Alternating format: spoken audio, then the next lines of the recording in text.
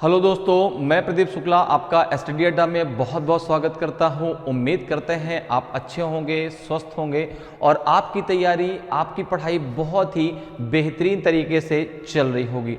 तो आज जो है मैं आपके लिए परसेंटेज की एक अगली क्लास लेकर के हाजिर हूं। परसेंटेज की अभी तक हम लोग 3 क्लासें पढ़ चुके हैं, आज हमारी ये चौथी क्लास है, ठीक है ना। तो उन क्लासेस में हमने जो है हर क्लास में जो क्वेश्चन थे वो एक नए कॉन्सेप्ट पर आधारित थे। आज भी जो है जो क्वेश्चन है वो आपके एक नए कॉन्सेप्ट पर आधारित हैं। क्वेश्चन के माध्यम से हम कॉन्सेप्ट को समझने की कोशिश करेंगे। तो चलिए स्टार्ट करते हैं आज की क्लास को बिना किसी देरी के, और क्वेश्चन के साथ में स्टार्ट करते हैं और क्वेश्चन के द्वारा ही हम जो है उन नए नए कॉन्सेप्ट को परसेंटेज में सीखेंगे। और अगर अभी तक आपने उन तीनों क्लासेस को नहीं पढ़ा तो जरूर पढ़ लीजिए, ठीक है। क्योंकि परसेंटेज एक ऐसा टॉपिक है मैथ में जिसको अगर आप सही तरीके से पूरा क्लियर कर लेते हैं तो आपके बहुत सारे टॉपिक ऐसे आते हैं जिनको आप चुटकियों में उड़ा सकते हैं। तो चलिए आज क्लास को स्टार्ट करते हैं क्वेश्चन के साथ में। और आज की क्लास का पहला क्वेश्चन है आपके सामने। इस क्वेश्चन का जरा आंसर दीजिए कि if a number is increased by 20% and the resulting number is again increased by 20%, then what will be the total increase percent. यदि किसी संख्या में 20% की वृद्धि की जाए तथा परिणामी संख्या में पुनः 20% की वृद्धि की जाए तो कुल वृद्धि कितने प्रतिशत होगी? बताइए, 38% होगी, 44% होगी कि 56% होगी कि 75% होगी? मैं आपको दोनों तरीके बताऊंगा। मैं इसका आपको बेसिक तरीका भी बताऊंगा, ठीक है ना, हर क्वेश्चन का, और मैं आपको डायरेक्ट तरीका भी बताऊंगा कि कैसे आप डायरेक्ट जो है क्वेश्चन को सॉल्व कर सकते हैं। तो इसका आंसर जरा बताएं भाई, जिसको सारी चीजें आती हैं वो इसका आंसर करे। ए, बी, सी और डी में से कौन सा आपका सही आंसर होगा? 38% आएगा कि 44% आएगा कि 56% आएगा कि 75% आएगा? तो यहां पे जरा देखिए अगर मैं इसके बेसिक तरीके की बात करता हूं, क्वेश्चन कह रहा है कि यदि किसी संख्या में, अच्छा मान लीजिए वो संख्या आपकी 100 है, क्योंकि आपको पता है कि भाई परसेंटेज की जब बात आती है तो उसमें जो बेस होता है वो आपका हम 100 मान के चलते हैं। तो हमने मान लिया कि वह संख्या क्या है, 100 है। अब क्या कह रहा है देखो, तो आपने माना कि लेट द नंबर इज 100, ठीक है ना। अब अगर 100 की मैं बात करूं, ठीक है, लेट द नंबर इज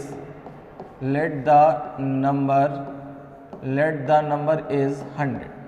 अब 100 था, अब क्या हुआ, 20% की वृद्धि हो गई, जो रिजल्ट है उसमें फिर से 20% की वृद्धि हो गई।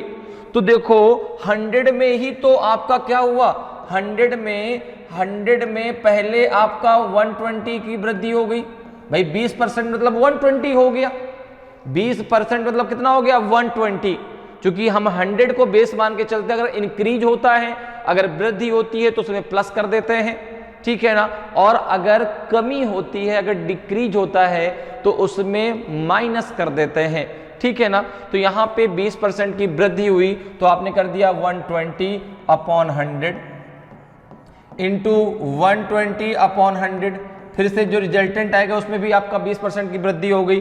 किसमें? जो ये आपने नंबर माना है 100, ठीक है ना, जो आपने 100 नंबर माना है उसमें जो है आपने क्या किया, पहले 20% की वृद्धि हो गई तो 120/100, फिर 20% की वृद्धि हो, जो रिजल्ट आएगा तो यहां से आपको एक रिजल्ट मिलेगा ना, उसमें फिर से 20% की वृद्धि हो गई तो 120/100। इसको आप सॉल्व कर लीजिए, आपका आंसर आ जाएगा। देखिए कितना आंसर आएगा, यहां से आपने इसको कैंसिल कर दिया, 100 से 100 कैंसिल हो गया, दोनों जीरो से ये दोनों जीरो कैंसिल हो गए, ये हो गया 12 जा 144, 12 144। आपने कितना नंबर माना था, 100। देखिए आपने माना था 100, ये आ गया 144, पहले था 100, कितने परसेंट की वृद्धि हो गई, आपने कहा 44% की वृद्धि हो गई, ठीक है ना। पहले था ये आपका जो है 100, अब हो गया 144, अर्थात 44% की क्या हो गई, वृद्धि हो गई, ठीक है ना। भाई आप पहले कमा रहे थे 100 रुपए, अब आप कमाने लगे 144 रुपए, तो आपका जो है 44% क्या हो गए, 44% की आपकी इसमें वृद्धि हो गई। तो यहां पे आंसर क्या आ जाएगा, 44% आपका सही आंसर होगा।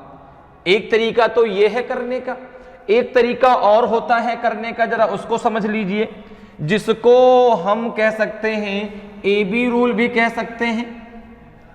जैसे अगर कभी भी इस प्रकार का क्वेश्चन आता है तो आप इस AB रूल से भी कर सकते हैं। अब ये AB रूल क्या है, ठीक है ना, तो यहां पर देखिए, जैसे अब यहां पर कह रहा वृद्धि हो रही है, ठीक है ना, और कभी कमी भी तो आ सकती है, ठीक है ना, या एक कमी या एक वृद्धि आ सकती है, या दोनों के दोनों जो है कमी में आ सकते हैं, बिल्कुल। तो यहां पर देखिए रूल क्या है आपका AB rule, A plus B plus A into B upon 100, ये होता है आपका AB रूल, ये होता है आपका AB रूल।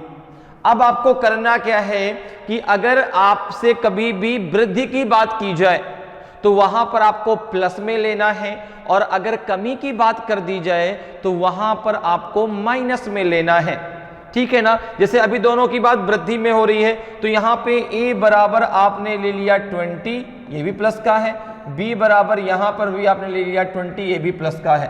तो अब जरा इसमें रख दो तो कितना आ जाएगा, इसमें जरा रख दिए कितना आ जाएगा, तो आपने कहा कितना आ जाएगा 20 प्लस 20 प्लस 20 इंटू 20 अपॉन 100, कितना हो जाएगा ये हो जाएगा आपका 40, और इसको सॉल्व करने पे कितना आ जाएगा आपका 4, तो ये आ जाएगा आपका 44% क्या हो जाएगा, वृद्धि हो जाएगी। 44% की क्या हो जाएगी, आपकी वृद्धि हो जाएगी। तो इस रूल से भी आप इस प्रकार के क्वेश्चनों को लगा सकते हैं, इसे हम AB रूल कहते हैं, ठीक है ना। अब जैसे सपोज करिए कि एक वृद्धि आ गई और एक में कमी आ गई कि भाई इतने % की वृद्धि हो रही है, इतने % की कमी हो रही है, तो अगर कमी आ जाए तो वहां पर आप उस वैल्यू को लेंगे माइनस में। जैसे सपोज करो यहाँ पे 20% की कमी हो रही होती तो B बराबर हम क्या मानते हैं, -20, ठीक है ना, या A बराबर हम क्या लेते हैं, -20। तो अगर कभी भी कमी की बात आ जाए तो वहां पे आप माइनस ले लेंगे, ठीक है ना। ऐसे नहीं कि हर समय आप प्लस ही लेंगे, तो फिर वो गलत हो जाएगा आंसर, ठीक है। अगर कभी आपको उसमें कमी की बात की जाए तो कमी के अकॉर्डिंग आपको वहां पर माइनस ले लेना है, और अगर वृद्धि हो रही है तो दोनों में आपका प्लस लेना है। अगर दोनों में कमी हो रही है तो दोनों में आप माइनस ले लीजिए, अगर दोनों में कमी हो रही है दोनों में आप क्या कर लीजिए, माइनस ले लीजिए, ठीक है ना। बात समझ में आ रही है, ठीक है ना, कि अगर दोनों में वृद्धि हो रही है तो दोनों को आपको प्लस लेना है, दोनों में अगर कमी हो रही है दोनों को आपको माइनस लेना है। अगर एक में वृद्धि एक में कमी हो रही है तो एक आपको प्लस का लेना है और एक आपको माइनस का लेना है, ठीक है ना।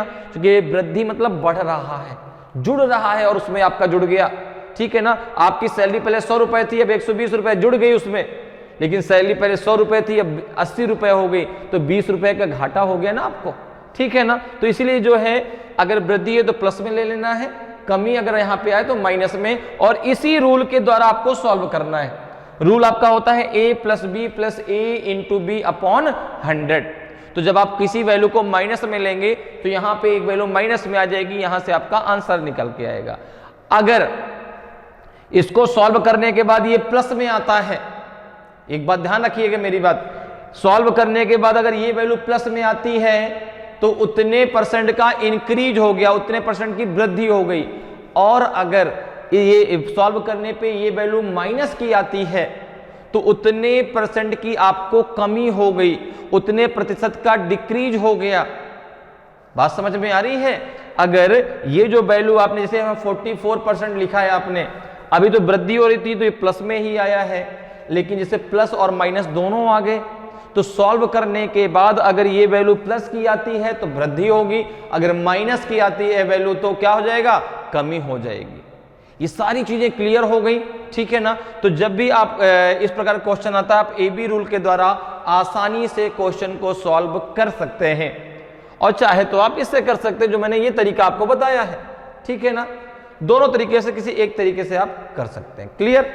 आगे बढ़ते हैं, अगले क्वेश्चन पे आते हैं। अगले क्वेश्चन का आंसर बताएं भाई, अगले क्वेश्चन का आंसर बताइए। Mohan's income was reduced by 10%, by what percent should the new income be increased to bring his income back to the previous level?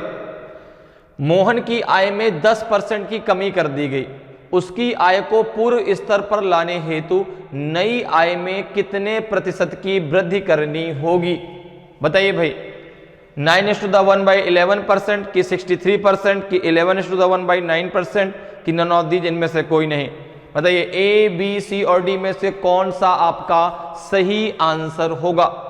Mohan की आय में 10% की कमी कर दी गई तो उसकी आय को पूर्व स्तर पर लाने हेतु नई आय में कितने प्रतिशत की वृद्धि करनी होगी? बताइए भाई, ए, बी, सी और डी में से कौन सा आपका सही आंसर होगा? सभी लोग आंसर दे भाई, बहुत ही आसान सा क्वेश्चन है। देखिए तो यहां पर देखो क्या है कि मोहन की आय में 10% की क्या कर दी गई? कमी कर दी गई। Mohan's income was reduced bye 10%। तो जरा देखो, हमने यहां पर मोहन की जब बात हो रही है, हमने कहा कि पहले मोहन की जो इनकम थी वो 100 रुपीज थी, लेकिन अब इनकम कितनी हो गई? 90 रुपए। पहले इनकम कितनी थी भाई? 100 रुपीज थी, अब इनकम कितनी हो गई? 90 रुपए। चूंकि क्या हो गया? 10% की कमी कर दी गई।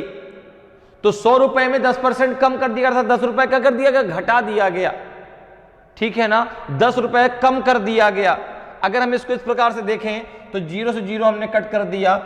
हम इसको ऐसे भी कह सकते हैं कि पहले 10 रुपए इनकम थी, अब ये इनकम 9 रुपए की हो गई। तो कितने, अब क्या कह रहा है कि उसकी आय को पूर्व स्तर पर लाने हेतु आय में कितने प्रतिशत की वृद्धि करनी होगी? तो आय को फिर से 9 से 10 बनाना है भाई। पहले इनकम 10 रुपए थी, अब इनकम 9 रुपए हो गई, तो इनकम को फिर से 10 रुपए बनाना है तो उसको 1 रुपए और देना पड़ेगा ना भाई। आपने उसको, आप हमेशा उसको 10 रुपए देते थे, अब उसको आपने 9 रुपए दिए, आपने कहा उसको अभी 1 रुपए और देना पड़ेगा।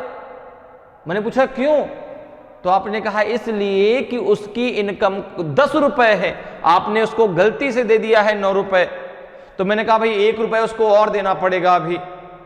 तो आपने कहा कि 1 रुपए और देना पड़ेगा, 1 की वृद्धि और करनी पड़ेगी। किसके सापेक्ष में? 9 के सापेक्ष में। 1 की वृद्धि और करनी पड़ेगी 9 के सापेक्ष में। अब देखिए, अगर आपको टेबल याद है, पहली क्लास मैंने आपको टेबल पढ़ाया था, तो आप इसका डायरेक्ट आंसर दे सकते हैं कि 1/9 का मतलब होता है 11:1/9%। 11:1/9% डायरेक्ट आंसर होता है। ये दो आपको बहुत आसानी से याद रहते हैं। एक फ्रैक्शन जैसे 1/9 है तो 11:1/9% होता है। अगर 1/11 आ जाता है, अगर 1/11 आ जाता है तो उसका होता है 9:1/11%। अगर यहां पे 1/11 आ जाता तो उसका क्या होता है? 9:1/11%। और अगर 1/9 आ जाता है तो होता है 11:1/9%। क्लियर है? नहीं अगर टेबल याद है तो आप इसको ऐसे भी कर सकते हैं। देखो, जब फ्रैक्शन को परसेंटेज में निकालना हो तो उसमें हमें क्या करना होता है? इनटू 100 करना होता है। तो ये हो जाएगा आपका 100/9। इसको आप क्या लिख सकते हैं? 9 1 जा 9 बचेगा 1, 9 1 जा 9 बचेगा 1, 11:1/9% आपका आंसर आ जाएगा। ठीक है ना? आप ऐसे भी निकाल सकते हैं। आपको डायरेक्ट टेबल अगर याद है तो 1/9 का मतलब होता है 11:1/9%। ऑप्शन सी आपका सही आंसर हो जाएगा। ठीक है ना? तो कितने प्रतिशत की वृद्धि करनी पड़ेगी? 11 सही 1/9% की। क्लियर? आगे बढ़ते हैं, अगले क्वेश्चन पे आते हैं। अगले क्वेश्चन का आंसर बताएं भाई। अगले क्वेश्चन का आंसर बताएं कि after subtracting 2/3 of 75% of 600 from a number, the number obtained is 320. What is the original number? एक संख्या में 600 के 75% का 2/3 घटाने पर प्राप्त संख्या 320 है, तो मूल संख्या कितनी है? बताइए भाई। बहुत ही आसान सा क्वेश्चन। बताएं क्या होगा? मूल संख्या क्या होगी? ओरिजिनल नंबर क्या होगा? 620 होगा कि 860 होगा कि 785 होगा कि 630 होगा? ए, बी, सी और डी में से कौन सा सही आंसर होगा? जल्दी से बताएं भाई, सभी लोग आंसर दें कि 620 ओरिजिनल नंबर होगा कि 860 होगा ओरिजिनल नंबर, कि जो है 785 होगा कि जो है 630 होगा। तो देखो यहां पे क्या कह रहा है कि एक संख्या, वो संख्या है कोई भाई, तो आपने कहा let the number is a, आपने मान लिया कि लेट द ओरिजिनल नंबर, ठीक है ना, let the original number is a, original number, let the original number is a, आपने क्या मान लिया? ए मान लिया। Okay, let the original number is a. तब क्या कह रहा है कि ए में से कितना घटाने पर? 600 के 75 का 2/3। अब देखो बहुत सारी चीजें हैं, 75% को आप डायरेक्ट 3/4 लिख सकते हैं, आप डायरेक्ट 3/4 लिख सकते हैं अगर आपको टेबल याद है। 75% को आप डायरेक्ट 3/4 लिख सकते हैं। इसीलिए मैंने कहा कि पहली क्लास को पढ़ लीजिए, उसमें हम लोगों ने ग्रुप के बारे में बहुत अच्छे से बात किया है। ग्रुप के द्वारा आप कैसे परसेंटेज को चुटकियों में याद कर सकते हैं और बहुत अच्छे से। और अगर आपको ये परसेंटेज याद है फ्रैक्शन में, तो आप बड़े बड़े क्वेश्चनों को बहुत आसानी से कर पाएंगे। तो यहां पर देखिए 75% को आप 3/4 लिख सकते हैं, क्योंकि 75% को कैसे लिखेंगे? देखो आप ये लिखेंगे आप 75/100, और इसका मतलब होता है 25 3 जा 75, 25 4 जा 100, तो 3/4 आप डायरेक्ट उसको लिख सकते हैं। क्लियर है? अब जरा देखें, तो यहां पर कह रहा है कि ए में से, अब ए से आप माइनस कर दीजिए, किसको? ए से आपको माइनस करना है 600 के 75%, मतलब 3/4 का 2/3, मतलब 2/3 को क्या करना है? इससे माइनस करना है, तो आपको जो संख्या प्राप्त होती है वो कितनी प्राप्त होती है? 320। कितनी प्राप्त होती है? 320। एक संख्या है जो आपने ओरिजिनल नंबर कितना माना? ए माना है, ठीक है ना, उसके जो है उसमें से 600 के 3/4 के 2/3 को माइनस करने पे जो संख्या प्राप्त होती है आपको 320। तो अब आपको बताना कि ओरिजिनल नंबर क्या है, तो ए की वैल्यू अब आपको निकालना है। तो यहां पे जरा इसको कैंसिल कर दीजिए, 3 से 3 कैंसिल हो जाएगा, 2 2 जा कितना हो जाएगा? 4, 2 3 जा कितना हो जाएगा आपका? 6, ये 300 आ जाएगा, तो ये जाएगा आपका a माइनस 300 इक्वल्स टू हो जाएगा आपका 320। तो a इक्वल्स टू कितना हो जाएगा आपका? 320 प्लस 300, तो ये आपका आ जाएगा a इक्वल्स टू आ जाएगा आपका 620। कितना आ जाएगा? 620 आ जाएगा, 620 आ जाएगा, ठीक है ना। तो यहाँ पे जो ओरिजिनल नंबर था, जो उसकी मूल संख्या थी, वो थी 620, वो थी 620। ऑप्शन ए आपका सही आंसर हो जाएगा, ठीक है ना। जो मूल संख्या थी वो 620 थी, 620 थी। चलिए आगे बढ़ते हैं, अगले क्वेश्चन पर आते हैं। अगले क्वेश्चन का आंसर बताइए भाई, अगले क्वेश्चन का आंसर बताइए। फलों के मूल्य में 30% कमी करने पर उनकी बिक्री 40% अधिक हो जाती है, इससे विक्रय मूल्य पर क्या प्रभाव पड़ेगा? बताइए भाई। 2% इंक्रीज हो जाएगा कि 2% डिक्रीज हो जाएगा कि 4% इंक्रीज हो जाएगा कि 4% डिक्रीज हो जाएगा? फलों के मूल्य में 30% की कमी करने पर उनकी बिक्री 40% अधिक हो जाती है, इससे विक्रय मूल्य पर क्या प्रभाव पड़ेगा? जल्दी से आंसर दीजिए भाई, जल्दी से सभी लोग आंसर दें। ए, बी, सी और डी में से कौन सा आपका सही आंसर होगा? ए होगा, बी होगा, सी होगा कि आपका डी होगा?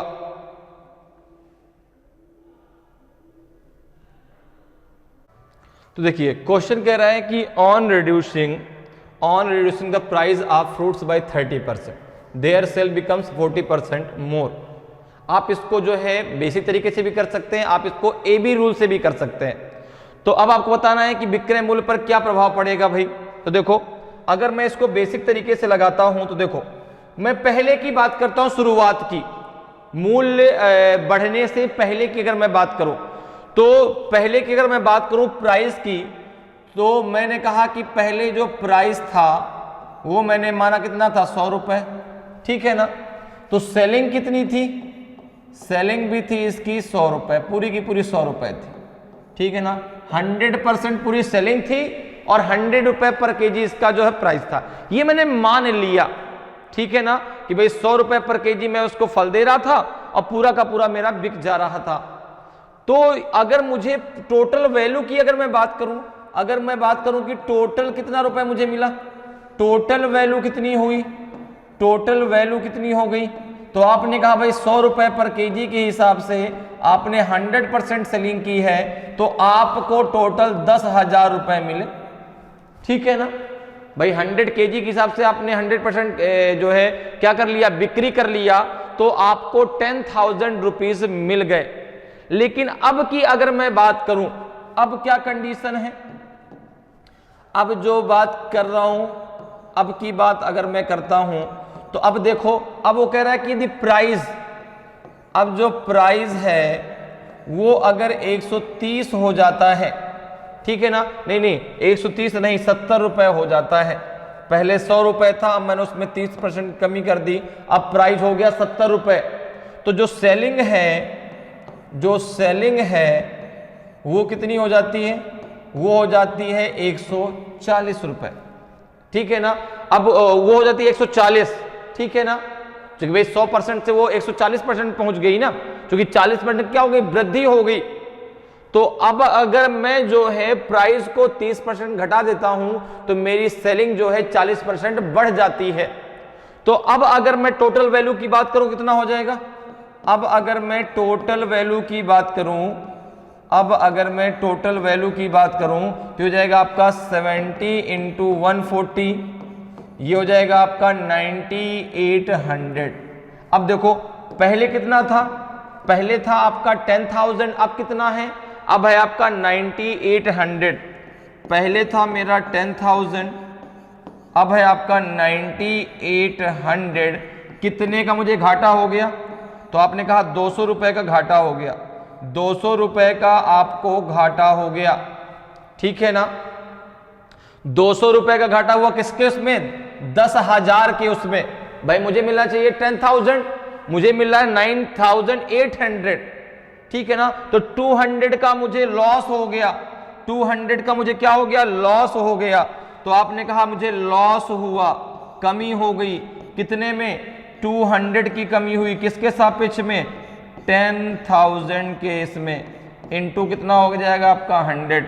देखो जरा इसको कट करोगे कितना आएगा, 0 से 0 कट कर दिया दोनों, ये 0 कट कर दिया, 2% की कमी आ गई, 2% का मुझे लॉस हो गया, 2% जो है डिक्रीज हो गया, ठीक है ना, 2% क्या हो गया, डिक्रीज हो गया।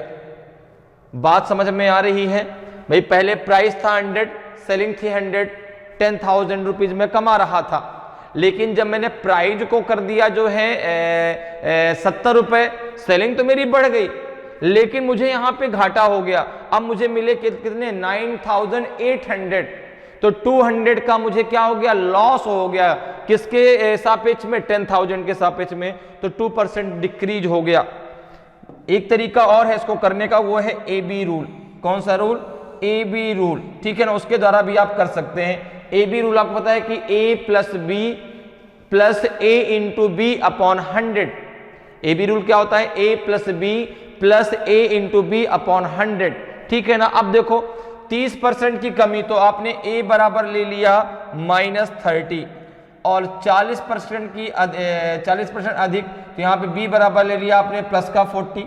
तो A प्लस B, ये हो जाएगा कितना आपका, ये हो जाएगा आपका -30 प्लस 40। अब देखो प्लस हो जाएगा -30 इंटू 40 अपॉन कितना हो जाएगा आपका 100, ठीक है। अब देखो माइनस प्लस का मल्टीप्लाई क्या होता है, माइनस होता है।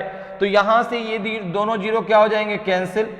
यहां से आपका कितना बचेगा 10, प्लस 40 से -30 है, आपका प्लस का 10 बचेगा, ये माइनस का 12 हो जाएगा। कितना हो जाएगा, माइनस का 12। जब इसको आप सॉल्व करेंगे कितना देगा, माइनस का 2 आएगा। अब माइनस का 2 मतलब हो गया 2% डिक्रीज हो गया। मैंने शुरुआत में आपको बताया था कि अगर सॉल्व करने के बाद ये वैल्यू प्लस में आती है तो 2% जितना भी आएगा वो आपका इंक्रीज में जाएगा, वृद्धि में जाएगा, और अगर वैल्यू आपकी माइनस में आती है तो वो आपका किसमें, कमी में जाएगा। तो ये चूंकि माइनस का 2 आया है तो 2% की क्या हो गई, कमी हो गई, 2% क्या हो गया, डिक्रीज हो गया। तो आप ए बी रूल से भी कर सकते हैं और आप जो है इस प्रकार से भी कर सकते हैं। क्लियर है, समझ में बात आ रही है? ठीक है, तो आंसर क्या हो जाएगा, ऑप्शन बी आपका सही आंसर हो जाएगा। मैं दोनों तरीके आपको बता रहा हूं कि आप ए बी रूल से भी कर सकते हैं, ठीक है ना, आप इस प्रकार से भी कर सकते हैं। क्लियर, चलिए आगे बढ़ते हैं, अगले क्वेश्चन पे आते हैं। अगले क्वेश्चन का आंसर बताएं। ठीक है, अगले क्वेश्चन का answer, if the price of sugar is increased bye 40%, by what percent does a family have to reduce its annual consumption of sugar so that the expenditure of the family does not increase? चीनी के भाव में 40% की वृद्धि होने पर किसी परिवार को चीनी की वार्षिक खपत कितने प्रतिशत कम करनी होगी जिससे परिवार का खर्च ना बढ़े? बताइए भाई। 16:2/3%, 85%, 14:3/7% कि 28:4/7%? ए, बी, सी और डी में से कौन सा आपका सही आंसर होगा? ए होगा कि बी होगा कि सी होगा कि आपका डी होगा? बताइए भाई, सभी लोग आंसर दें कि ए, बी, सी और डी में से कौन सा आपका सही आंसर है? ए है कि बी है कि सी है कि आपका डी है? तो आपने कहा कि देखो यहां पे चीनी के भाव में 40% की वृद्धि होने पर, तो अगर मैं जो है बात करता हूं यहां पे प्राइस की, एक बात मैं करूंगा प्राइस की और एक बात मैं करूंगा क्वांटिटी की, ठीक है ना। तो प्राइस की अगर मैं बात करूं तो पहले प्राइस था 100 रुपए, अब प्राइस हो गया 140 रुपए, ठीक है ना। इसको मैं ऐसे भी लिख सकता हूं, 0 से 0 मैंने कैंसिल कर दिया, अब ये 2 5 जा 10 और 2 7 जा आपका जो है 14। तो प्राइस की अगर मैं बात करूं तो पहले 5 रुपए था, अब ये हो गया 7 रुपए। तो अगर मैं क्वांटिटी की बात करूं, अगर मैं खपत की बात करूं, ठीक है ना, अगर मैं क्वांटिटी की बात करूं, अगर मैं क्वांटिटी की बात करूं तो ये क्या हो जाएगा आपका, पहले था 7 अब हो गया ये 5। बात मेरी समझ रहे हैं भाई? जब रेट बढ़ गए तो खपत कम हो गई, जब रेट बढ़ गए तो खपत कम हो गई भाई। जैसे आप अभी जो है 10 रुपए किलो टमाटर खरीद रहे हैं, तो आप अभी 2 किलो 4 किलो 5 किलो खरीद रहे हैं, लेकिन जैसे ही टमाटर आपका 50 रुपए पर केजी हो गया, आपने क्या कर दिया, खपत को कम कर दिया। अब भाई 1 किलो नहीं, अब आधा किलो दे दो मुझे, क्योंकि रेट ज्यादा बढ़ गए हैं। तो देखो, जब रेट कम था खपत ज्यादा थी, जब रेट बढ़ गए तो खपत कम हो गई। तो उसने कहा कि किसी परिवार को चीनी की वार्षिक खपत कितने प्रतिशत कम करनी होगी, कितने प्रतिशत कम करनी होगी जिससे परिवार का खर्च ना बढ़े। तो आपने कहा कि भाई देखो कितने प्रतिशत कम करनी होगी, आपने कहा 2 जो है कम करनी होगी। पहले 7 किलो थी, अब 5 किलो खपत हो गई, तो 2 किलो उसको क्या करना पड़ेगा, 2 कम करना पड़ेगा। किसके सापेक्ष, 7 के सापेक्ष, ठीक है ना भाई। पहले 7 केजी थी, इसको ऐसे समझ लेते हैं ना, पहले वो 7 केजी जो है खपत करता था चीनी का, अब वो है 5 केजी करता है, तो 2 केजी उसको कम करनी पड़ेगी। किसमें, किसके अकॉर्डिंग, 7 केजी के अकॉर्डिंग, ठीक है ना भाई। चूंकि पहले 7 केजी घर में लाता था, अब 5 केजी ला रहा है, 2 केजी कम कर दिया, किसके सापेक्ष में, 7 केजी के सापेक्ष में। और 2/7 को अगर आपको टेबल याद है, अगर आपको ग्रुप याद है, तो आप डायरेक्ट जो है इसको लिख सकते हैं। नहीं याद है, कोई घबराने की बात नहीं है, आप यहां पे कर दीजिए 2/7 × 100, क्योंकि फ्रैक्शन को जब आप परसेंटेज बदलते हैं तो यहां पे आपको × 100 करना है। तो 200/7, इसको आप क्या लिख सकते हैं, 7 2 जा 14 और कितना बचेगा आपका 60, 7 8 जा हो जाएगा आपका 56, 4/7%। ये हो जाएगा आपका कितना, 28/4/7%। तो ऑप्शन डी आपका सही आंसर हो जाएगा, ठीक है। अब देखिए आपको टेबल, आपको फ्रैक्शन धीरे धीरे याद होता चलेगा। अब अगर कहीं भी आप 2/7 देखेंगे तो डायरेक्ट आप लिख सकते हैं 28⁴/7%, ठीक है ना। अब अगर कहीं भी आपने जो है 2/7 देखेंगे तो आप डायरेक्ट उसको लिख लेंगे, ठीक है। तो 2/7 का मतलब होता है 28⁴/7%।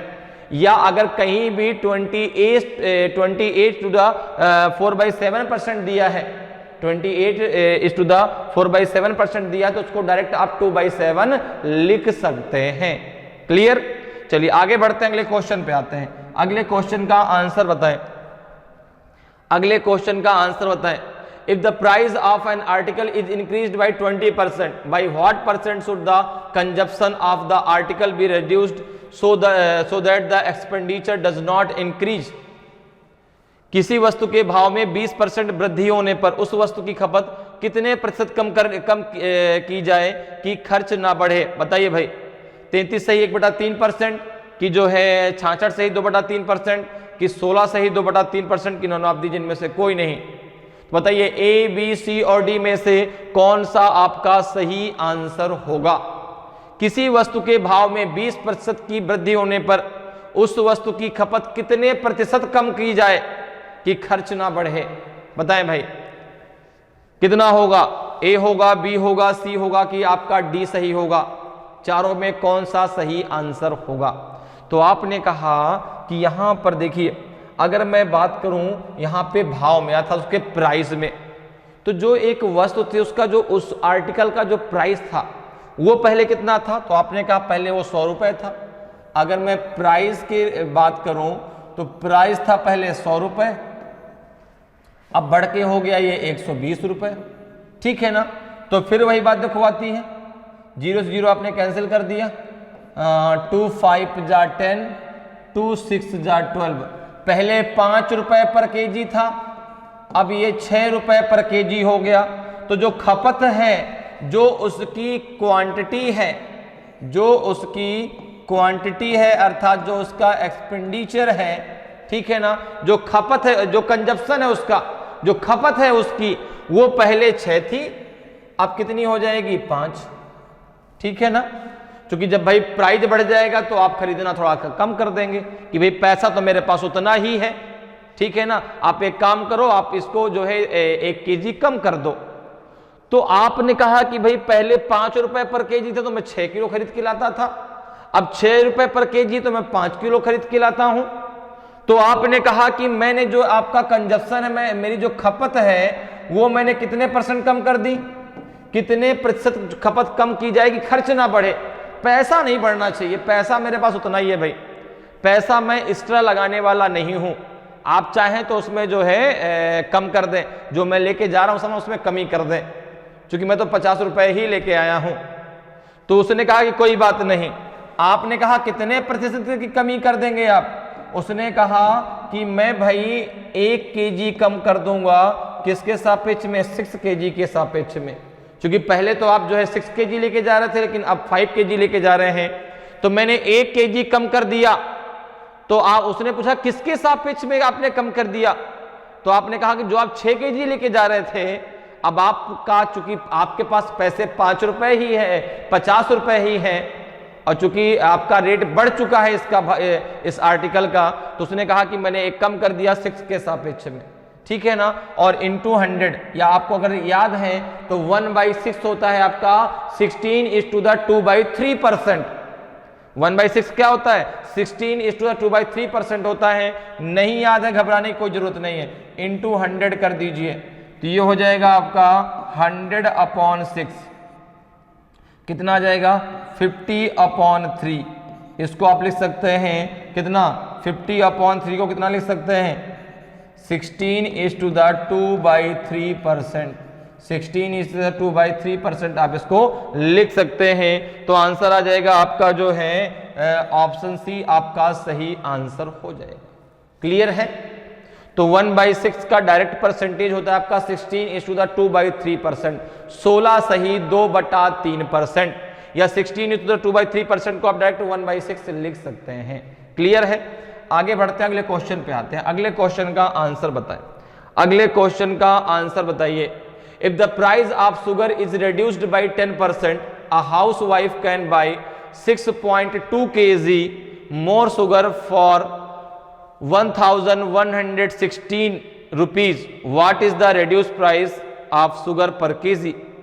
चीनी के मूल्य में 10% कमी होने पर कोई गृहिणी 1116 रुपए में 6.2 किलोग्राम चीनी अधिक खरीद सकती है। चीनी का घटा हुआ मूल्य प्रति किलोग्राम कितना है? बताइए, 20 रुपए है, 18 रुपए है, 25 रुपए है कि 30 रुपए है?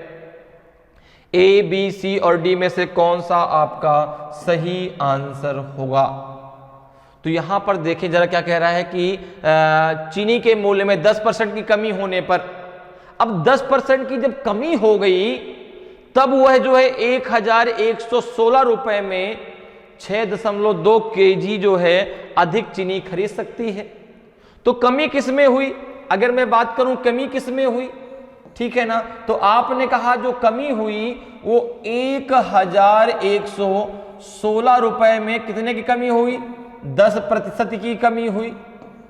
10% मतलब कितने की कमी हो गई?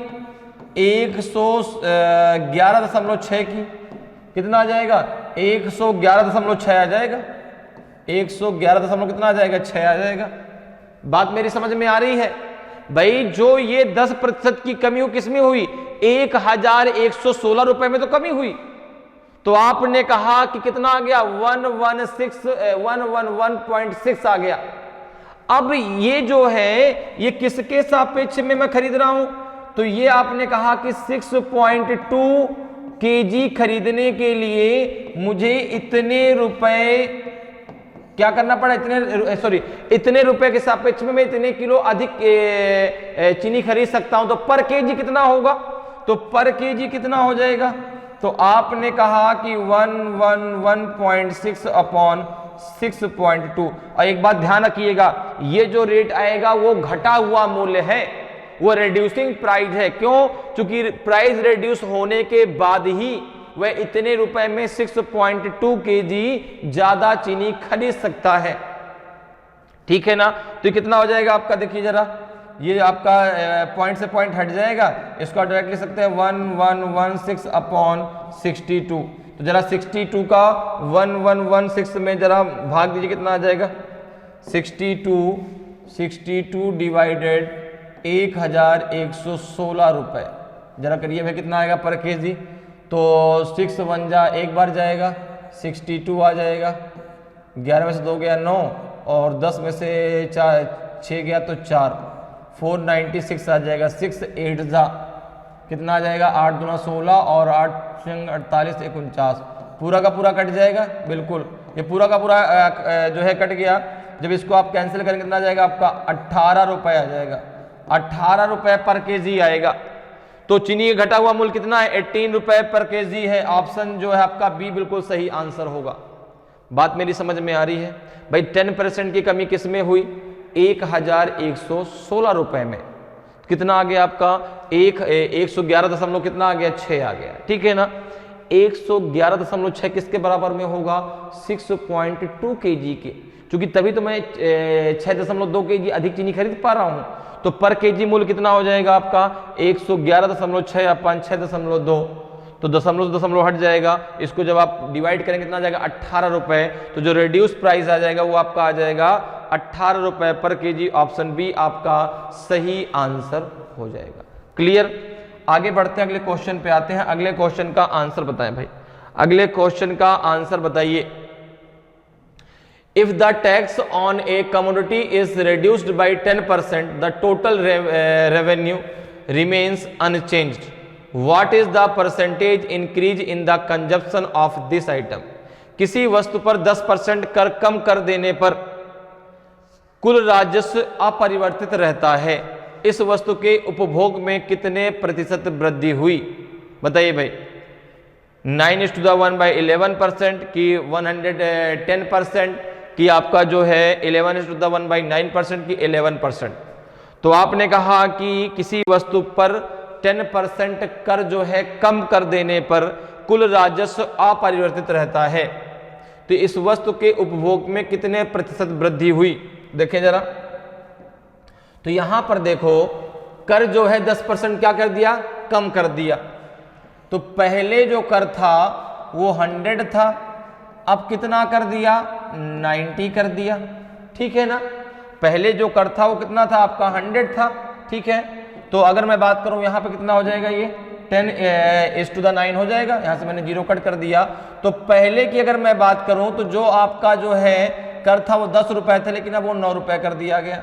तो अगर मैं उपभोग की बात करूं, अगर मैं कंजप्शन की बात करूं, अगर मैं कंजप्शन की बात करूं, ये क्या है, ये टैक्स है। ये जो है ये किसकी बात हो रही थी अभी तक, ये बात हो रही थी टैक्स की। इसको जो है ये बात हो रही थी अभी टैक्स की। ठीक है ना, टैक्स की जो उसमें कर था उसकी बात थी कि उसको इतना कम कर दिया गया तो इस रेशियो में वो आ गया। अब मैं बात कर रहा हूं कंजप्शन की। अब अगर बात करें कंजप्शन की, ठीक है ना, उसकी जो खपत है, उसका जो उपभोग है, ठीक है ना, कंजप्शन की अगर मैं बात करूं तो आपने कहा उसका जो उपभोग है वो पहले 9 था, अब वो हो जाएगा 10। ठीक है ना भाई, जो उपभोग है वो आपका एक बढ़ जाएगा। ठीक है, अब जो एक बढ़ेगा वो किसके सापेक्ष में बढ़ेगा, तो उसने कहा कि भाई 9 के सापेक्ष में। पहले मैं 9 kg ला रहा था, अब चूंकि उसने टैक्स कम कर दिया तो टैक्स कम हो गया, तो भाई मेरा जो रुपए बचने लगा, मैंने कहा उसका जो है कंजप्शन बढ़ा दो। तो उसने कहा कितने प्रतिशत बढ़ा दूं, तो अगर यहां पे बात करें कितने प्रतिशत बढ़ेगा, तो 1 बढ़ेगा कितने के सापेक्ष में, 9 के सापेक्ष में। और 1/9 का मतलब कितना होता है, 11 से ही 1/9%। ठीक है ना, या फिर आप इसको ऐसे भी कर सकते हैं 1/9 × 100, और जब आप 100/9 को लिखेंगे तो यही आएगा। आप ऐसे भी कर सकते हैं, और आपको डायरेक्ट टेबल याद है कि कितना क्या होता है आपका, 1/9 मतलब होता है 11⁻1/9%। तो ऑप्शन सी आपका सही आंसर हो जाएगा। ऑप्शन सी आपका सही आंसर हो जाएगा। क्लियर है? तो ऐसे क्वेश्चन अब आपसे गलत नहीं होंगे, क्योंकि मैंने इतने सारे क्वेश्चन आपको ऐसे करा दिए कि ऐसे क्वेश्चन आपसे गलत नहीं होने चाहिए। ठीक है ना, तुरंत आंसर दीजिए, तुरंत। ये सबसे आसान तरीका है इसको करने का। ठीक है ना, पहले आपका टैक्स 10 था, अब 9 कर दिया गया। ठीक है, तो जो कंजप्शन था पहले 9 था, अब 10 हो गया। तो कितने प्रतिशत कंजप्शन बढ़ गया, तो आपने कहा 1 बढ़ गया। किसके सापेक्ष में, 9 के सापेक्ष में। ठीक है ना, तो आपका 1/9 कितना होता है, 11 से ही 1/9% होता है। क्लियर है? आगे बढ़ते हैं, अगले क्वेश्चन पे आते हैं। अगले क्वेश्चन का आंसर बताएं भाई, अगले क्वेश्चन का आंसर बताइए कितना आएगा। If the consumption of water is reduced by 20% when the water tax is increased by 20%, then by what percent will the total tax decrease और इंक्रीज। यदि जल कर में 20% वृद्धि होने पर पानी की खपत 20% कम कर दी जाए तो कुल कर में कितने प्रतिशत कमी अथवा वृद्धि होगी, बताइए भाई। देखो क्वेश्चन में कहा गया है कि if the consumption of water is reduced by 20%, ठीक है ना, तो when the water tax is increased by 20%, then by what percent will the total tax decrease और इंक्रीज। तो अब अगर हम इसको बेसिक तरीके से सॉल्व करते हैं, हम इसको डायरेक्ट AB रूल से भी सॉल्व कर सकते हैं। अब अगर मैं बेसिक तरीके से बात करूं तो देखो कैसे होगा। तो आपने कहा कि एक कंजप्शन है और एक टैक्स है। जब 20% जो है टैक्स क्या कर दिया गया, इन जो है consumption of water is reduced, जो है जब 20% टैक्स को बढ़ा दिया गया तो जो कंजप्शन था वो 20% क्या हो गया, कम हो गया। तो आपने कहा कि अगर मैं बात करूं पहले की, ठीक है ना, अगर मैं बात करूं पहले की, तो पहले टैक्स था आपका 100 रुपए, ठीक है ना। इसका जो कंजप्शन था वो भी था आपका 100। तो टोटल कितना था, आपने कहा टोटल था आपका 100 × 100, टोटल था आपका 10,000, ठीक है। अब देखो, अब उसने क्या कहा कि यदि टैक्स में 20% की वृद्धि कर दी जाए। अब बात करते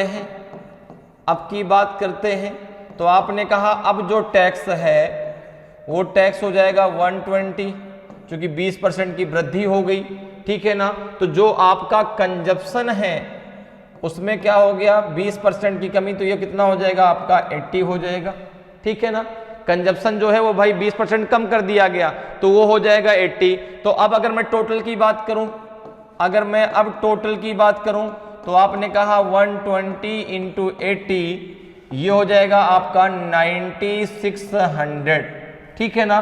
तो अगर मैं बात करूं कितने प्रतिशत की कमी हो गई, तो आपने कहा यहां पे तो कमी होगी, डिक्रीज होगा यहां पे, क्योंकि देखो पहले वो 10,000 कमाता था, वो कितना कमा रहा है 9,600।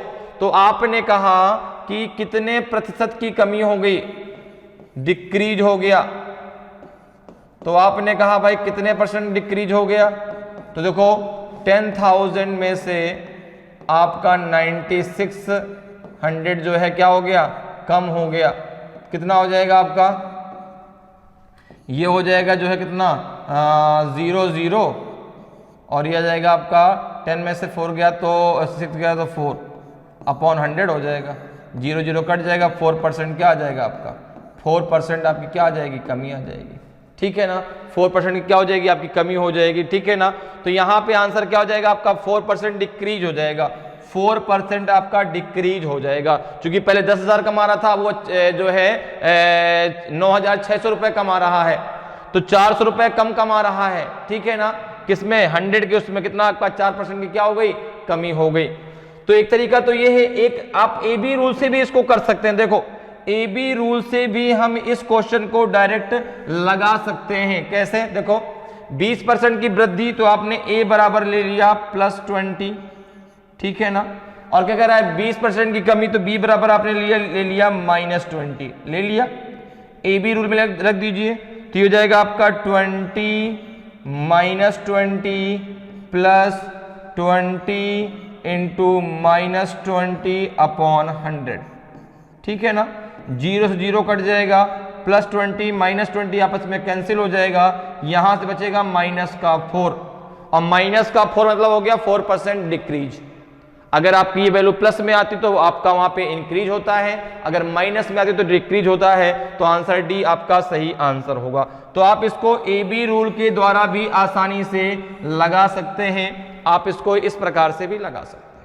क्लियर है, चलिए आगे बढ़ते हैं, अगले क्वेश्चन पे आते हैं। अगले क्वेश्चन का आंसर बताएं कि the price of an article was cut by 20%, by what % should be increased to bring it back to its original value। इसका आंसर तो आप देखते ही दे देंगे, क्योंकि अब ऐसे क्वेश्चनों की बहुत सारी प्रैक्टिस आपने कर ली, तो अब इसका आंसर तो तुरंत आना चाहिए आपका भाई, कि किसी वस्तु के मूल्य में 20% कटौती कर दी गई, इसे पूरे मूल्य पर लाने हेतु कितने प्रतिशत वृद्धि करनी होगी। बताइए भाई, 25%, 75%, 30% की 33:1/3%। तो आपने कहा कि किसी वस्तु के मूल्य में 20% की कटौती कर दी गई। तो अगर मैं प्राइस की बात करूं, तो पहले 100 था, अब ये 80 हो गया। तो आपने कहा ये आपका 25 जा 100 और 24 जा आपका 80। तो आपने कहा पहले ये 5 रुपए था, अब ये 4 रुपए हो गया, ठीक है ना। पहले कितना था, पहले 5 रुपीज था, अब ये 4 रुपीज हो गया, ठीक है। ये आपका हो जाएगा, यहाँ पे आपका आ जाएगा 5, ये आ जाएगा 4। तो पहले ये जो आपका प्राइस था वो 5 रुपीज था, अब ये 4 रुपीज है। तो आपने कहा कि कितने प्रतिशत की जो है इसे पूरे मूल्य पर लाने हेतु कितने प्रतिशत वृद्धि करनी होगी। तो आपने कहा इसमें 1 रुपए बढ़ाना होगा, किसके सापेक्ष में, 4 के सापेक्ष में, क्योंकि भाई 5 रुपए से 4 रुपए प्राइस कर दिया गया, तो 1 रुपए इसको और बढ़ाना पड़ेगा। किसके सापेक्ष में बढ़ाना पड़ेगा, 4 के सापेक्ष में बढ़ाना पड़ेगा। तो 1/4 का मतलब होता है 25%, 1/4 का मतलब होता है 25%।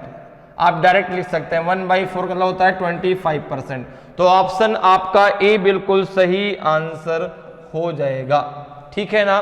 तो 1/4 का मतलब होता है 25%, ठीक है। तो ऑप्शन ए आपका सही आंसर हो जाएगा। उसको 25% बढ़ाना पड़ेगा, वृद्धि करनी पड़ेगी। क्लियर, समझ में बात आई, ठीक है भाई। पहले 100 था, अब 80 हो गया, अर्थात 5:4 के रेशियो में है। तो पहले 5 रुपए था, अब 4 रुपए हो गया, तो 1 रुपए उसको और बढ़ाना पड़ेगा ना, किसके सापेक्ष में, 4 रुपए के सापेक्ष में। तो अब कितना आ जाएगा 25% आ जाएगा। ठीक, आगे बढ़ते हैं, अगले क्वेश्चन पे आते हैं। अगले क्वेश्चन का आंसर बताएं भाई, अगले क्वेश्चन का आंसर बताइए क्या होगा। The income of A broker remain unchanged even when the rate of brokerage on a commodity increased from 4% to 5%. By what percent did his business decrease. किसी वस्तु पर दलाली की दर 4% से बढ़कर 5% होने पर भी एक दलाल की आय अपरिवर्तित रही, उसके व्यापार में कितने प्रतिशत कमी आई? बताइए भाई, 25%, 20%, 80% कि 15%?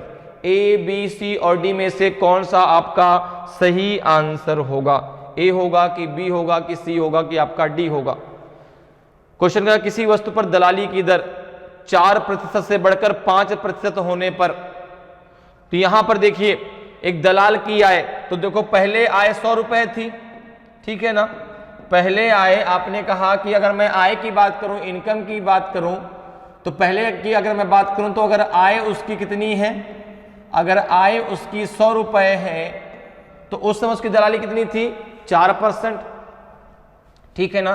तो जो उसका जो ब्रोकरेज था, ठीक है ना, जो उसका क्या दलाली था वो कितना था? 4%। तो जो ब्रोकरेज था उसका वो कितना था? अगर मैं बात करूं ब्रोकरेज की, ठीक है ना, तो जो आपका ब्रोकरेज था वो था आपका जो है 4 रुपए था, ठीक है। अब अगर मैं आय की बात करूं तो मैंने कहा अब जो आय है वो है उसकी ए, तो ए का आपका ब्रोकरेज क्या हो जाएगा? ए का 5%, ए का 5% हो जाएगा, नहीं हो जाएगा भाई? अब आय उसकी ए है तो उसका ब्रोकरेज, इसमें ब्रोकरेज कितना है? 5% है, ठीक है ना। तो यहां पर देखिए, यहां पर जो है क्या हो जाएगा? ए का 5% मतलब अपन 100 हो गया, किसके बराबर में है? 4, क्योंकि आय अपरिवर्तित नहीं है, आय अपरिवर्तित नहीं है, तो ये इसकी दोनों एक दूसरे क्या हो जाएंगे? बराबर हो जाएंगे। तो यहां पे क्या हो जाएगा? ए बराबर हो जाएगा आपका 400/5, ये हो जाएगा आपका 80, ये हो जाएगा आपका 80, ए बराबर हो जाएगा 80। तो पहले वो आय करता था 100, अब आय कर रहा है वो 80। दलाली बढ़ने पर उसकी जो आय थी ना, जो अब क्या कर रहा है कि आय अपरिवर्तित रही, ठीक है ना। उसके व्यापार में कितने प्रतिशत की कमी आई? तो उसने कहा कि पहले वो व्यापार जो करता था वहां से उसकी आय थी 100, ठीक है ना, आय अपरिवर्तित रही, लेकिन ये जो आय हमने मानी वो बिजनेस की आय है, कि पहले जो बिजनेस था वो आपका 100% था, लेकिन अब जो आपका बिजनेस है वो कितना हो गया? 80% हो गया। तो आपने कहा कितने प्रतिशत की कमी आई, कितने प्रतिशत डिक्रीज हुआ, कितने प्रतिशत आपका डिक्रीज हुआ? तो आपने कहा पहले 100 था अब 80 हो गया, कितने प्रतिशत डिक्रीज हो गया? आपने कहा 20%। कितने परसेंट डिक्रीज हो गया? 20% डिक्रीज हो गया। तो ऑप्शन बी आपका सही आंसर होगा, ठीक है ना। कितने प्रतिशत डिक्रीज हो गया? 20%, ठीक है। तो अब जो है उसको जो है उसके व्यापार में कितने प्रतिशत कमी है? 20% की। आप इसको ऐसे भी कर सकते हैं, देखिए कि 100 रुपए में पहले उसको कितना रुपए देना पड़ता था? 4 रुपए। 100 रुपए में पहले उसको कितना देना पड़ता था भाई? पहले 100 रुपए में उसको 4 रुपए दलाली देनी पड़ती थी, अब उसको 5 रुपए दलाली देनी पड़ती है। 100 रुपए में पहले उसको 4 रुपए दलाली देनी पड़ती थी, अब उसको 5 रुपए दलाली देनी पड़ती है, ब्रोकरेज देना पड़ता है, ठीक है ना। तो यहां पर 1 रुपए उसको ज्यादा देना पड़ता है, 1 रुपए उसको ज्यादा देना पड़ता है, किसके सापेक्ष में? 5 के सापेक्ष में। अब 1/5 का मतलब होता है आपका 20%। तो ऐसे भी आप इसको कर सकते थे। क्लियर है? मेरी बात समझ में आ रही है? पहले 100 रुपए में 4 रुपए लगते थे, अब 100 रुपए में उसको 5 रुपए लगते हैं, ठीक है ना। तो उसका जो बिजनेस का परसेंटेज है वो 20% क्या हो गया? कम हो गया, ठीक है ना। तो ऐसे भी आप इसको कर सकते हैं। तो ऑप्शन बी आपका सही आंसर हो जाएगा। आगे बढ़ते हैं, अगले क्वेश्चन पर आते हैं। अगले क्वेश्चन का आंसर बताएं। When the price of jute decreased by 20%, its price became 800 per quintal. What was its initial price per quintal? पटसन के भाव में 20% कमी आने पर इसका भाव 800 रुपए प्रति कुंतल हो गया। इसका प्रारंभिक भाव प्रति कुंतल कितना था? देखिए बहुत सिंपल सी बात, प्राइस की बात कर रहा है, प्राइस की बात कर रहा है, तो आपने कहा पहले ये 100 रुपए था, अब ये 80 रुपए हो गया, 20% कम हो गया ना, ठीक है ना। तो पर्सन का जो प्राइस था पहले 100 रुपए था, अब ये 80 रुपए हो गया। तो अब आपने कहा कि जब ये 100 रुपए था, ठीक है ना, इसको अगर हम चाहें तो ऐसे भी लिख सकते हैं 25 जा 100 और 24 जा 80। तो पहले ये 5 रुपए था, अब ये हो गया 4 रुपए, ठीक है ना। तो उसने कहा कि यहां पर देखो इसका भाव, तो पटसन के भाव में 20% कमी आने पर इसका भाव 800 रुपए प्रति कुंटल हो गया। तो जब 20% की कमी आई तो उसका भाव कितना हो गया? 4 रुपए पर केजी। तो 4 इक्वल टू हो जाएगा आपका 8000 के, ठीक है ना, 800 के, सॉरी। तो एक बराबर कितने के हो जाएगा? तो आपने कहा ये हो जाएगा आपका 200 के हो जाएगा, क्योंकि 4 2 8 हो जाएगा। तो एक बराबर का कितने के आ जाएगा आपका? 200 के। तो अगर मैं प्राइस की बात करूं, अगर मैं प्राइस की बात करूं तो पहले प्राइस क्या था? पहले प्राइस क्या था? 5। तो 5 इंटू 200, पहले प्राइस था आपका 1000 रुपए पर केजी। अब जो है प्राइस कितना हो गया? 4। तो 4 इंटू 200, अब था यह 800 रुपए पर केजी। पहले का पूछ रहा था, तो आंसर आ जाएगा आपका 1000 रुपए पर केजी। तो 1000 रुपए पर केजी नहीं, 1000 रुपए प्रति कुंतल, ठीक है ना। तो आंसर ए आपका सही आंसर हो जाएगा कि उसका जो प्रारंभिक भाव था वो था आपका 1000 रुपए प्रति कुंटल, ठीक है। क्योंकि पहले प्राइस था 100, अब प्राइस 20% घट गया तो कितना हो गया? 80। तो इसको अगर हम इस प्रकार से देखें तो पहले प्राइस था 5 रुपए, अब हो गया 4 रुपए। जो 4 रुपए का 4 रुपए का आपका प्राइस है वो किसके बराबर में? 800 के। तो एक बराबर 200 के। तो प्राइस जो पहले का था वो 1000, अब का है 800। क्लियर? चलिए आगे बढ़ते हैं, अगले क्वेश्चन पर आते हैं। अगले क्वेश्चन का आंसर बताएं भाई, अगले क्वेश्चन का आंसर बताएं कि if there is a 25% increase in edible oils, by what percent a housewife will have to reduce her consumption of oil so that the expenditure of this item does not increase? खाद्य तेलों में 25% की वृद्धि होने पर एक गृहिणी को अपनी तेल की खपत कितने प्रतिशत कम करनी होगी कि इस मद पर खर्च ना बढ़े? बहुत सिंपल सा क्वेश्चन है, आप 1 सेकंड में इसका आंसर दे सकते हैं। बिल्कुल बताइए क्या होगा आंसर? 60%, 20%, 25% की 40%। तो आपने कहा कि एक है प्राइस और एक है कंजप्शन। अगर मैं प्राइस की बात करूं तो आपने कहा क्वांटिटी की भी बात होगी। आपने कहा बिल्कुल भाई। अगर प्राइस की बात मैं करता हूं तो 25% बढ़ गया। पहले 125 था, अब ये हो गया, नहीं पहले 100 था, पहले 100 था, पहले मैं प्राइस की बात कर लूं, पहले ये 100 था, अब ये हो गया आपका 125। तो यहां पे कितना हो जाएगा आपका? 25 4 जा 100, 25 5 जा 125। तो प्राइस था 4 और 5 के रेशियो में। पहले 4 रुपए था, अब बढ़ के 5 रुपए हो गया। तो आपने कहा क्वांटिटी कितनी होगी? तो आपने कहा जो क्वांटिटी है वो हो जाएगी आपकी 5-4 के रेशियो में, ठीक है ना। पहले वो 5 केजी खाता था, वो 4 केजी खाएगा, ठीक है। तो इस तो उसको अपनी खपत कितने प्रतिशत कम करनी होगी? तो आपने कहा कि उसका जो कंजप्शन है, उसका जो कंजप्शन है, ठीक है ना, कंजप्शन है वो उसको कितने प्रतिशत कम करना पड़ेगा? उसने आपने कहा 1 कम करना पड़ेगा। किसके सापेक्ष में? 5 के सापेक्ष में। तो ये हो जाएगा आपका 20%। कितना हो जाएगा? 20% आपका आंसर आ जाएगा। ऑप्शन बी आपका सही आंसर होगा। उसको अपना जो कंजप्शन है वो 20% कम करना होगा ताकि जो उसका पैसा है वो ना बढ़े, ठीक है ना। तो ऑप्शन बी आपका सही आंसर हो जाएगा। आगे बढ़ते हैं, अगले क्वेश्चन पे आते हैं। अगले क्वेश्चन का आंसर बताएं। अगले क्वेश्चन का आंसर बताइए। On increasing the tax on a commodity by 20%, its consumption was reduced by 20%, by what percent will the total tax receipt on this item decrease और इंक्रीज। किसी वस्तु पर कर में 20% वृद्धि होने पर इसकी खपत में 20% कमी कर दी गई, इस वस्तु पर कुल कर प्राप्ति में कितने प्रतिशत की कमी या वृद्धि होगी। अच्छा, क्वेश्चन हम लोग शुरुआत में कर चुके हैं ना, कोई बात नहीं, इसको आप डायरेक्ट ए बी रूल से लगा सकते हैं। ए बराबर 20% की वृद्धि तो प्लस का 20, बी बराबर 20% की कमी तो माइनस का 20। Okay, A B rule, A plus B plus A into B upon 100। A कितना है 20 तो आपने 20 कर दिया, बी कितना है -20 तो -20 प्लस 20 इंटू -20 अपॉन 100 हो जाएगा।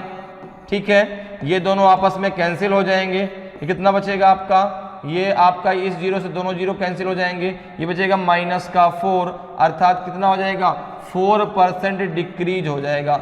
4% क्या हो जाएगा आपका, डिक्रीज हो जाएगा, 4% की कमी आ जाएगी। ठीक है ना, 4% क्या आ जाएगी, कमी आ जाएगी। तो ऑप्शन आपका जो ए है बिल्कुल सही आंसर होगा। ठीक है ना, ये क्वेश्चन हम शुरुआत में भी कर चुके हैं। ठीक है, तो रिपीटेड क्वेश्चन है, कोई दिक्कत नहीं है, आंसर क्या हो जाएगा आपका ए हो जाएगा। एक बार और आपका रिपीट हो गया कि अगर ऐसा क्वेश्चन आता है तो आप डायरेक्ट उसको ए बी रूल से भी लगा सकते हैं और बेसिक से कैसे लगा सकते हैं ये भी मैंने आपको बताया है उसमें। ठीक है ना, तो इस प्रकार से आप परसेंटेज क्वेश्चनों को बहुत आसानी से सॉल्व कर सकते हैं। उम्मीद करते हैं आज की क्लास आपको बहुत अच्छे से समझ में आई होगी। अगर आज की क्लास आपको अच्छी लगी हो, आज का वीडियो आपको अच्छा लगा हो और अभी तक आपने वीडियो को लाइक नहीं किया तो वीडियो को लाइक करें। अगर आप नए हैं और अभी तक आपने चैनल को सब्सक्राइब नहीं किया तो चैनल को सब्सक्राइब जरूर कर लें, ताकि आपको क्लास की जानकारी समय समय मिलती रहे और आपकी तैयारी बेहतरीन तरीके से चलती रहे। तो आज के इतना ही, फिर मिलेंगे। जय हिंद, जय भारत।